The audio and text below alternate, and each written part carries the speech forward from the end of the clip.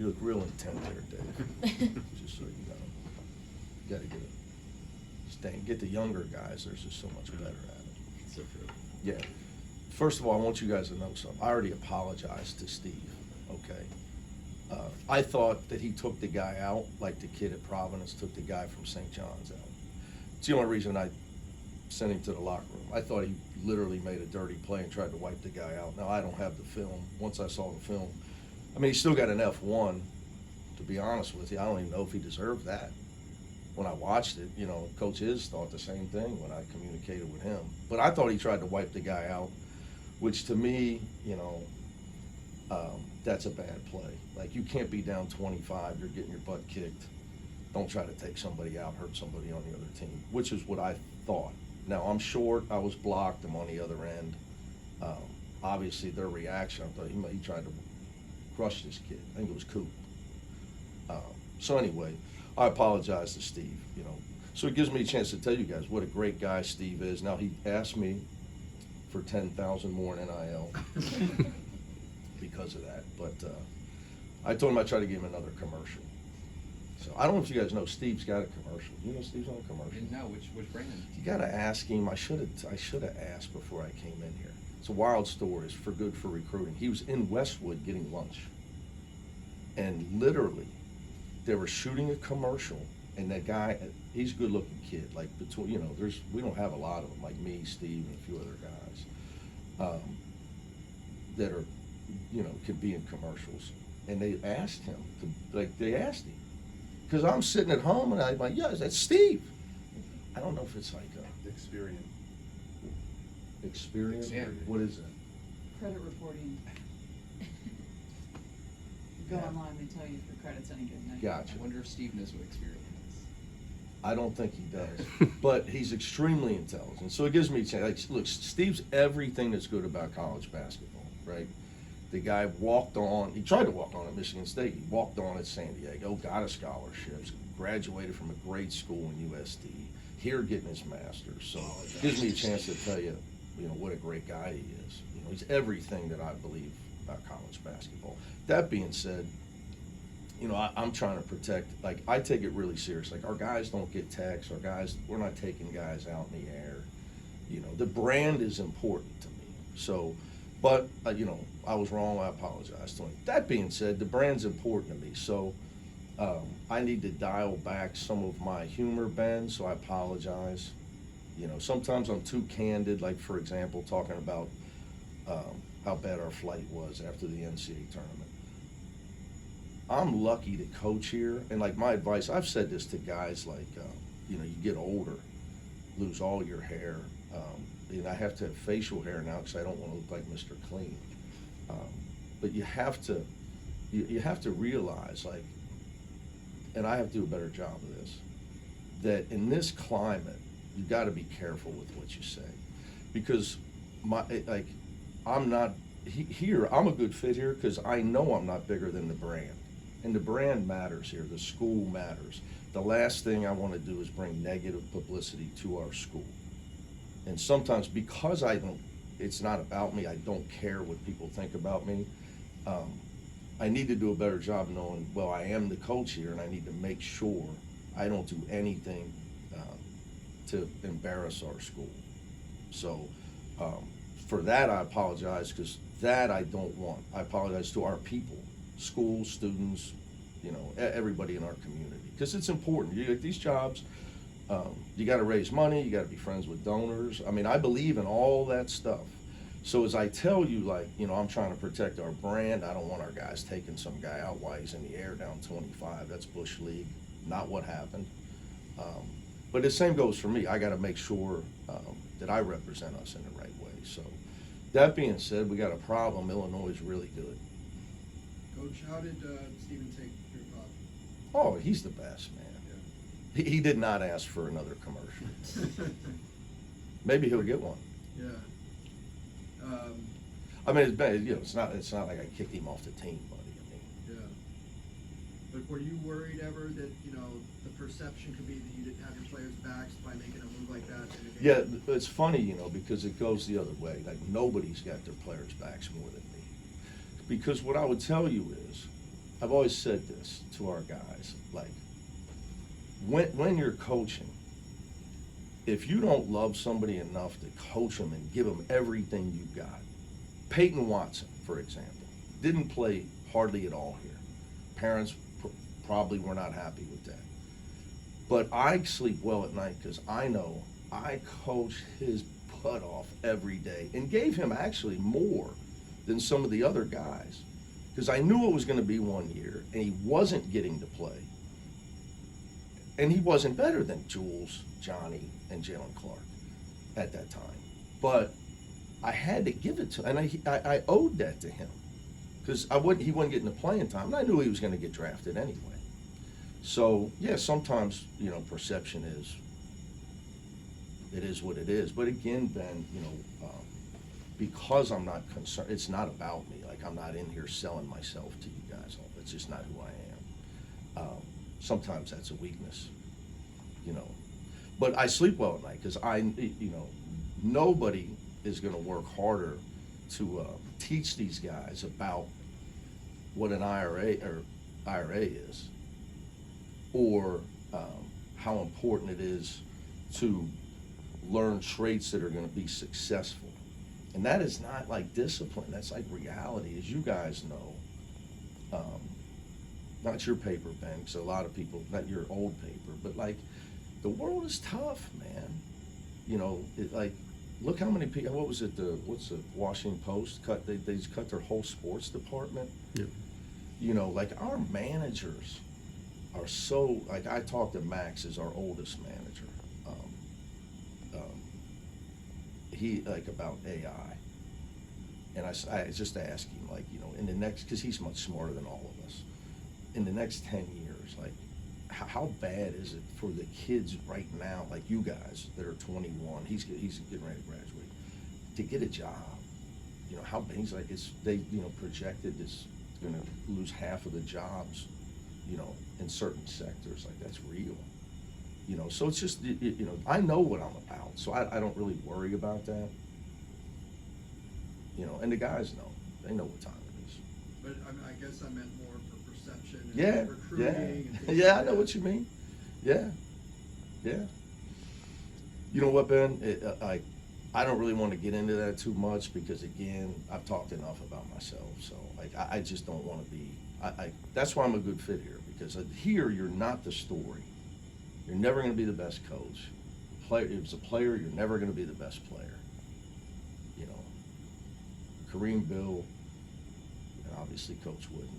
And to quote, to try to move on, to quote Bill, we started talking about defense, and he would in a funny way, his funny way of talking, he would say, I hear all that, but you better score. He used to say that on his telecast all the time. You watched him. You better score. We got to score, man. We got to score. You can't go 58, 59. You're not going to win. It's like, Illinois. I mean, you saw their game against you. Did you cover the game? I was there, yeah. Did you stay the whole time? I did, and I went to the UCLA women's game last night as well. Well, that's that's entertainment, our team. I don't know if you've ever, has there ever been a team as good as our women's team? At UCLA, I mean. I'd say no. I don't know. You're too young to know. You're shaking your head, you're too young to know. I wouldn't think so. I don't know the times, Yeah. I want to ask you about, I'm doing something on the Hawkins family, because this is the end of the Yeah, Gabriella's graduating. 7 years of Hawkins, as Yeah. I call them, the first family of UCLA basketball. How incredible is it to have two players of that caliber stay for 4 years each in the transfer portal era at the level that they are? Well, it's unbelievable. Obviously, Angela texted me the other day a picture of me. That's Mrs. Hawkins. For people that don't know, I'm very close with them. So she texted me a picture the other day. When I got the job, I think Alex took me down. It was some sports award show at for the high school winners of all this stuff. It was down at the Crypto, whatever they call LA Live by Crypto. And Jaime and I got this picture. We both look young. I'm gonna throw myself in there. So it was like, we both look young in that picture. She's like, you remember this. So Gabriella's had an unbelievable career. I take an assist in the recruiting of that situation. Not really, because Big Hawk, that's what everybody calls him, he was relentlessly on me to be on Coach Close about offering Gabriella, because she did not get the offer until Senior year? yeah. Oh, so she got in the summer before her senior year. I think she was MVP of the women's Peach Jam. Was when she got it. But that summer it was like every time she had a good game, Big Hawk's like, you got to tell him, you got to tell him, you got to tell him. So he's a UCLA guy through and through. So, and the era of your point of staying. Jaime, people don't talk about this. Like, we didn't have any NIL money at the beginning. It's been a long grind for us to build it, and it's still not over. Jaime had people calling him, offering him $1 million to transfer behind the scenes for his senior year. He got $44,000 to play here as a senior. How about that? Now, he could have cared less. Big Hawk's head was getting ready to explode. I was begging people for money. And I'll tell you, Tiger and Jaime that year, so the beginning of the NIL era, were working hard. We just had tried to start at Mental Westwood, and we came up with some commercial. Kenny came up with something. And those two guys told him to give it to their teammates because they weren't making anything. Times have changed in 3 years, buddy. That shows you like how times have changed. Really shows you how times have changed. What are your thoughts on Keaton Wagler and that matchup? Yeah, my thoughts on Keaton Wagler. It tells you how important it is to evaluate players, whether it's the transfer portal or in high school. It tells you how important it is. I get simple thoughts like he's great. I want to bore you with how great he is. He's a great offensive player, just tremendous, savvy, and so we can go on about that. He's going to get picked 4th or 5th in the draft. But it just goes to show you that you never know, and how important, because I reflect on guys, Jalen Clark.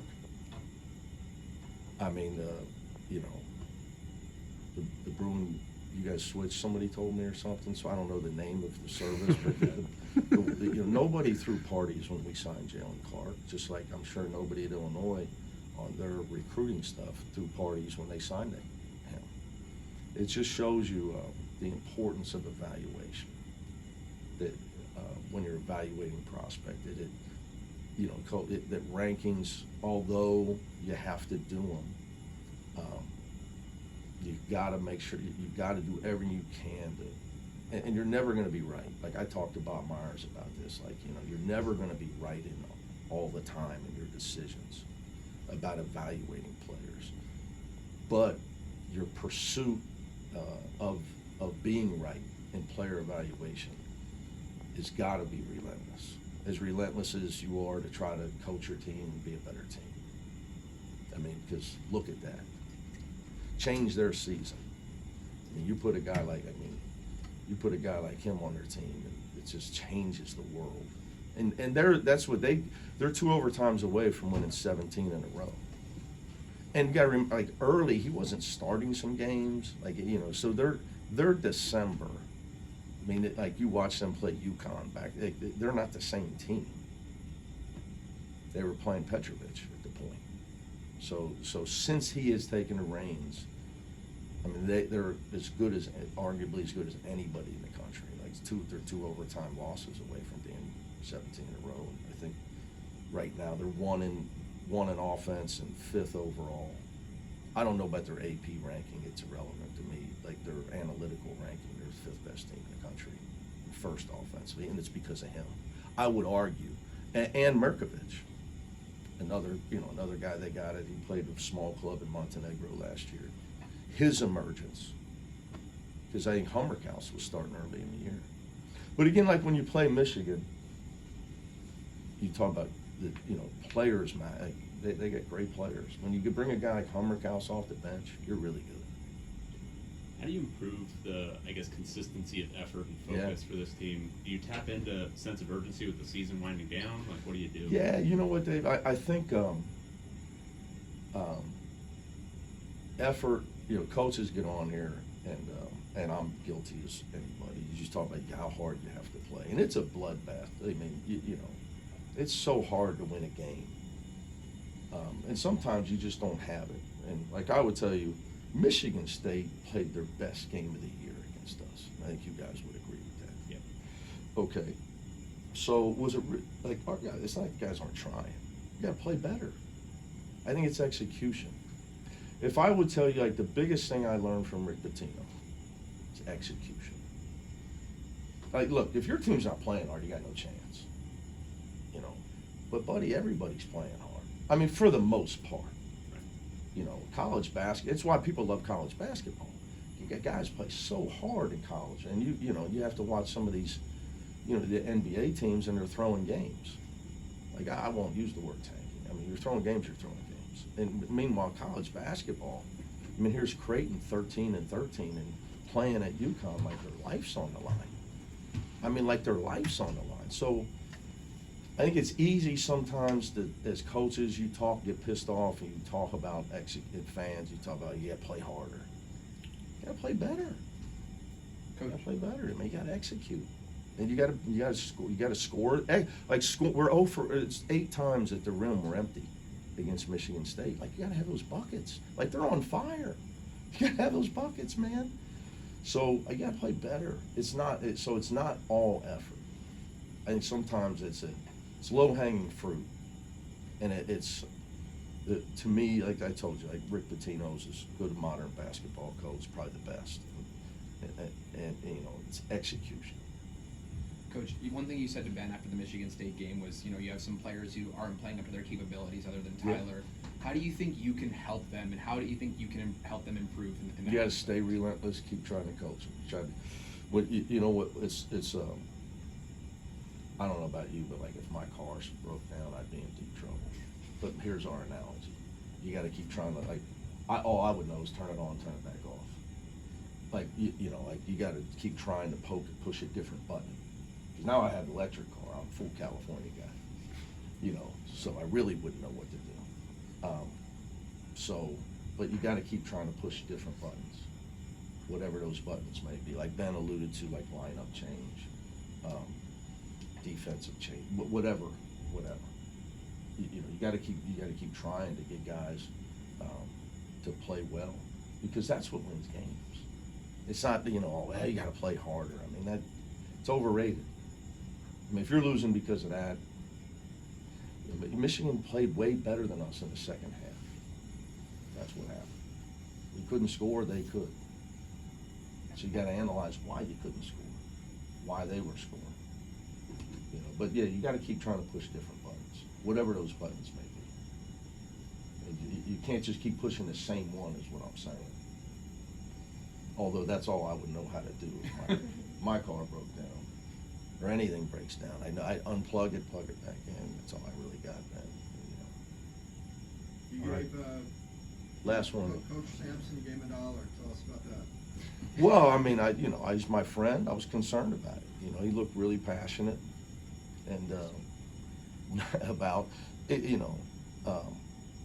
It's again, you got to be careful in the media. Things come off a certain way, because he wasn't alluding to their NIL.